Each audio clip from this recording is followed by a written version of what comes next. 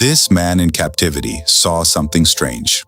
That Japanese soldier suddenly cut the iron chain and freed all the American prisoners. Then he signaled the soldiers standing on the tower not to shoot. But then he noticed inside the well, where two eyes were staring at him. Upon getting closer, he found out that someone was imprisoned inside. Without delay, he cut the chain, opened the lid, and told the guy to escape quickly. But the guy said that escaping is absolutely impossible. It's safer inside this well than outside. Just then, some senior officers called the Japanese soldier to sacrifice his own life. Seeing the officers around him die one by one, the Japanese began to tremble with fear. He was still thinking about what to do. Just then, a dangerous nuclear bomb falls there. As soon as the bomb hits the ground, a huge cloud of smoke rises into the sky. The Japanese was about to take his own life when that person quickly stopped him and started running towards the deep well with him. In the end, the Japanese safely jumped into the well, but that person was thrown down by the bomb's impact. He covered the Japanese with the heavy lid of the well. Outside, a fire of thousands of degrees was blazing, but that man endured the terrifying heat on his body. After a little while, when everything outside calmed down, the Japanese person had only a few scratches, but that guy was badly burned and looked like ashes, with the smell of burning flesh in the air. But what happened next shocked the Japanese person. That burned guy started healing right before his eyes, and he was none other than the immortal Wolverine. The Japanese person got scared and started to run away, but Wolverine stopped him.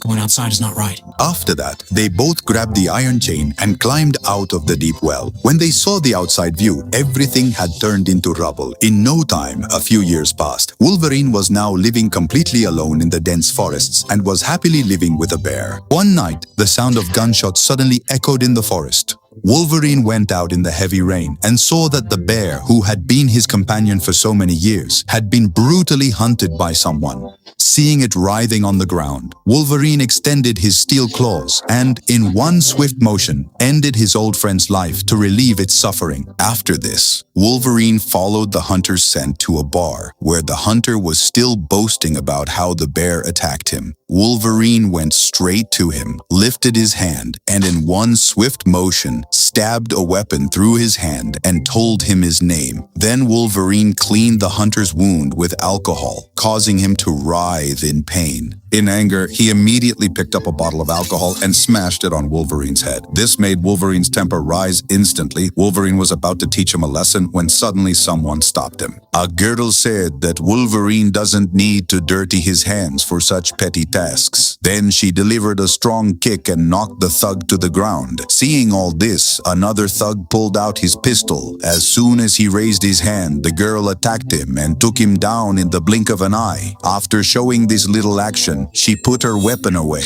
After that, she took Wolverine with her from there. From the conversation, it was revealed that this girl was assigned the task of finding Wolverine, and her boss is the same old Japanese man whose life Wolverine had saved years ago. Now that Japanese man didn't have much time left, and he wanted to meet Wolverine once before dying. Then both of them took a flight to Tokyo and met the old Japanese man lying on the hospital bed, and his very beautiful granddaughter, Mariko. Mariko absolutely did not want Wolverine to meet her grandfather in such a dirty state. So, the red-haired girl took Wolverine to bathe him in warm water. After getting ready, she took Wolverine to the Japanese man. The Japanese man was surprised to see the one who saved his life. Wolverine still looked very young, while he himself had become quite old. To repay the favor of saving his life, he made an offer to Wolverine. He said that he could free Wolverine from this curse of living forever. This meant Wolverine's healing power, the ability to heal injuries. Wolverine immediately refused. He said he was here just to say a final goodbye to his old friend.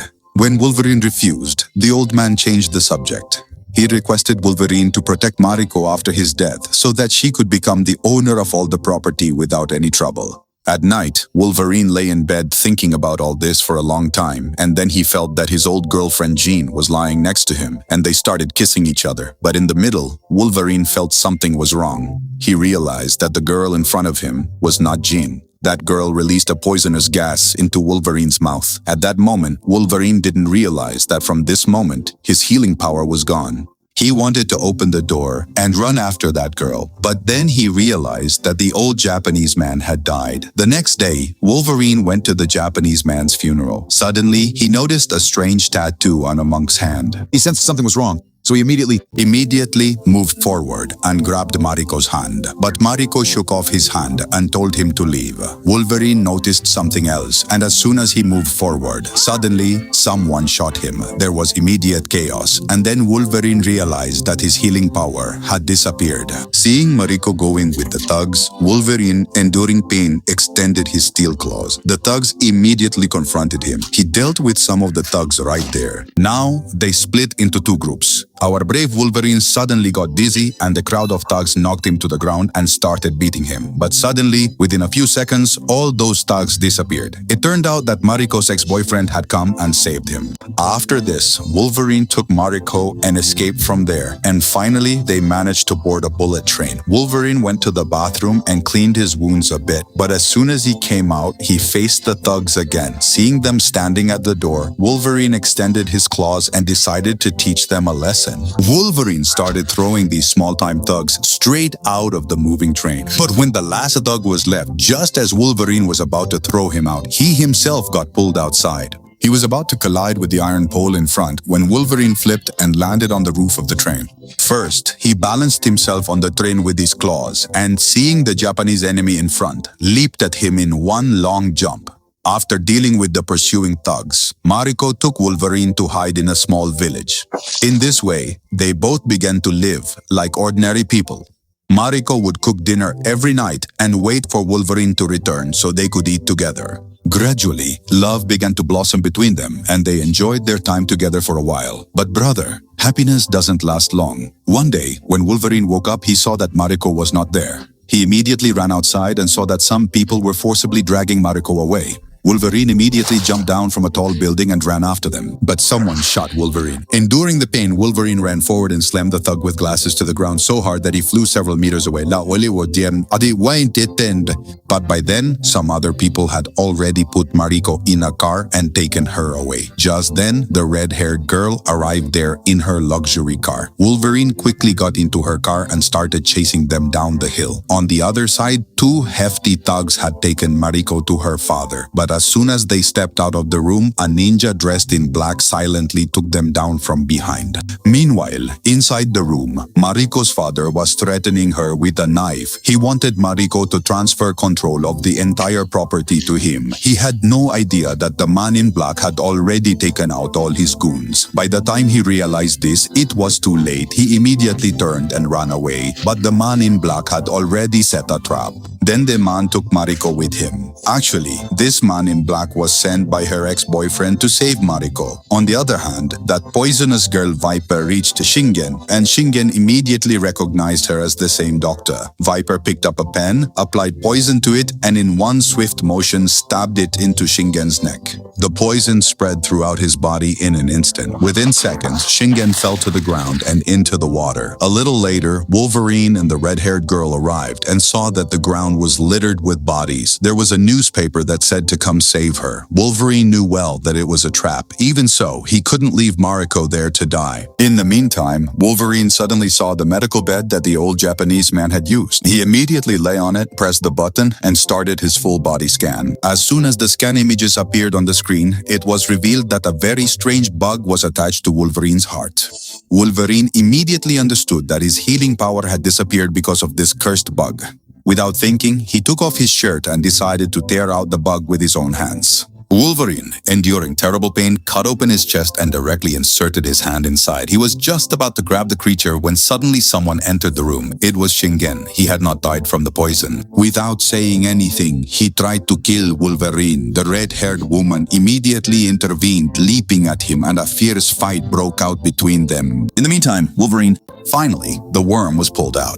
But it hurt so much that he fainted right there. However, the good thing was that as soon as the worm was removed, his wound began to heal rapidly. The red-haired girl stood as a shield with a knife near Wolverine. As soon as she turned to lift Wolverine, Shingen struck her stomach forcefully with his knee and then started attacking rapidly with his sword. The girl lost her balance and fell to the ground. Shingen continued to attack her relentlessly. The captive did not give up either, but there was a vast difference in their strength. So, she just kept dodging the attacks and finally fainted from Shingen's strike. Just as Shingen was about to deliver the final blow, Wolverine got up and blocked his attack. Then Wolverine delivered a powerful kick, sending Shingen flying several meters away and immediately chased after him. The fight became extremely dangerous. Wolverine advanced with full force and Shingen spun through the air and fell far away. A fierce clash continued between the two. Wolverine attacked him with his steel claws. Wolverine's face was cut, but it healed in the blink of an eye. However, Shingen thought it was some kind of magic. He struck Wolverine again, thinking it would finish him off. After putting Shingen to rest forever, Wolverine picked up the red-haired girl. Fortunately, she wasn't badly hurt. After this, Wolverine set out towards that address to save Mariko, and meanwhile, the girl was gathering her weapons. Suddenly, she found a map of the Silver Samurai.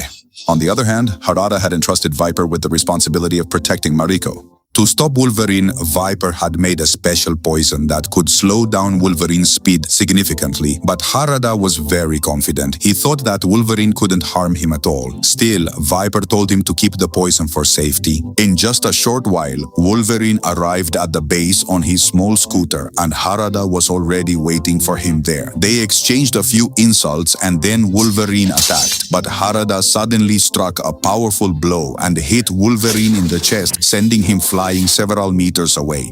After that, he ordered all his goons to attack together. All the ninjas in black clothes suddenly jumped. Just then, Harada attacked from behind deceitfully.